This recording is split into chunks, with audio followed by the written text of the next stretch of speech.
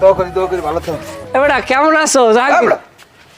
এই কথাবার্তা কিরম গো জামাই? তোমার সম্বন্ধী না তোমার বড়, আবার তুমি নাম ধরে বলো, বেদমের মতো কথা কও না।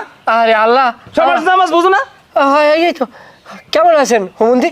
আছি আরে আলহামদুলিল্লাহ। ভাইয়া, ভাইয়া পরিচয় তো করাই দেই নাই। এই হলো আমার শ্বশুরা বাবা। আসসালামু আলাইকুম আব্বা। এই কেডা আব্বা? এই কেন নেবে এইরকম পাঁচ চলো ইয়ারতে না গাড়ির মধ্যে থাবড়াইতে হয়। তা আমার কি হয়? হাট! পাঁচি গাছ পাইন মেরিয়ে তালই আপনার তালই কি আপনার বেআই না?